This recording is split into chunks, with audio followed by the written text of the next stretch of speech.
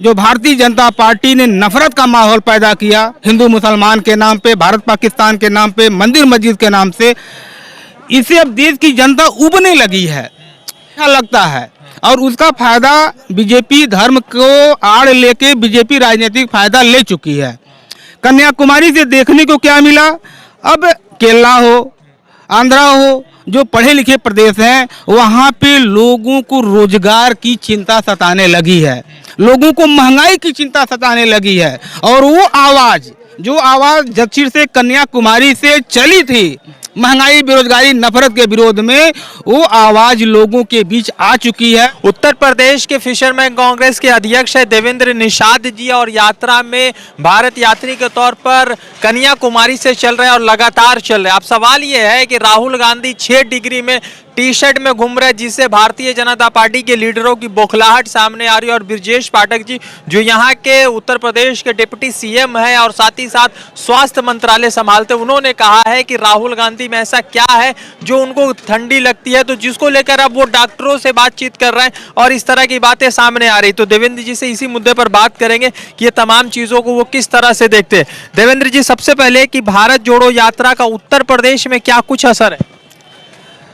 Uttar Pradesh Loni border पे आने के बाद आप खुद मौके पे रहे, आपने देखा होगा कि जो जन सैलाब उमड़ा, जो लाखों की संख्या में लोग आए, तो आने के पीछे इतनी भयंकर जो 6 डिग्री तापमान आप बता रहे, उस तापमान में लोग आए, तो उसके पीछे जो देश के अंदर जो भारतीय जनता पार्टी ने नफरत का माहौल पैदा किया हिंदू मुसलमान के नाम पे, भारत पाकिस्तान के नाम पे, मंदिर मस्जिद के नाम से, इससे अब देश की जनता उबने लगी है। उबने इसलिए लगी है कि ये कुछ समय के लिए जो है अच्छा लगता है, और उसका फायदा बीजेपी धर्म को आड़ लेके बीजेपी राजनीतिक फायदा ले चुकी है।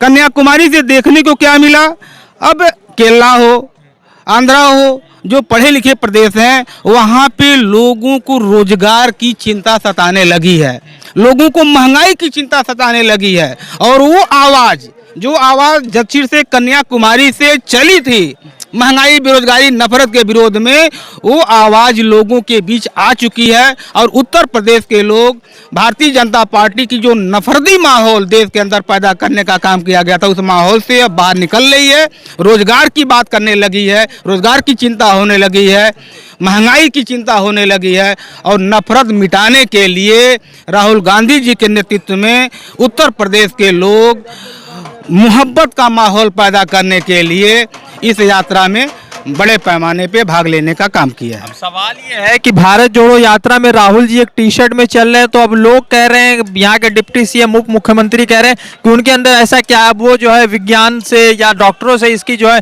जांच करवाएंगे, पूछेंगे कि राहुल गांधी के बदन में ऐसा क्या कुछ जीवनी है जिससे उनको ठंड नहीं लग रहा। माननीय मंत्री जी जो हैं, ब्रजेश पाठक जी स्वास्थ्य मंत्री हैं, इनको ये जानना चाहिए कि ठंडी उसी को नहीं लगती जिसके शरीर में ताकत होती है, जिसके अंदर क्षमता होगी। भाई, यदि राहुल जी जो है इस कड़ाके की ठंड में एक टी शर्ट पे चल रहे हैं, तो आप भी चलिए, आपको कौन मना किया है?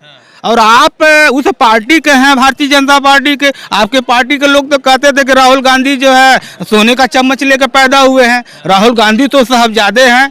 राहुल गांधी तो आज 3000 किलोमीटर पैदल चलकर लोगों से, एक दिन में हजारों लोगों से मिलकर, लोगों की बात सुन के, लोगों के समस्याएं सुनने का काम कर रहे हैं, लोगों के बीच में जा रहे हैं, पैदल चल रहे हैं।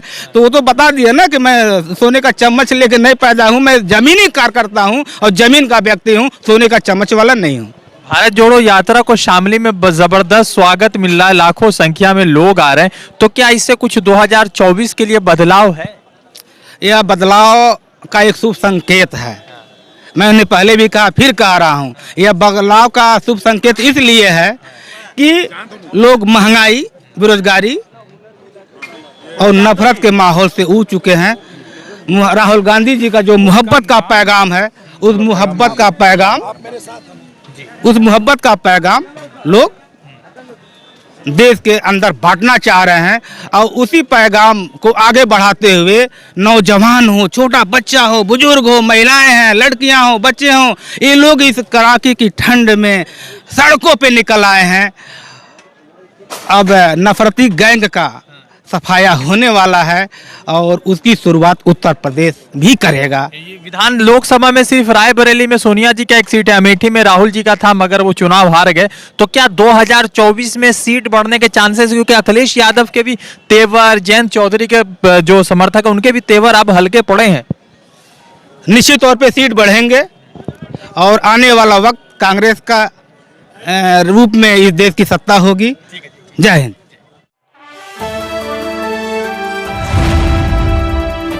द इंडियन खबर, सच आपके सामने।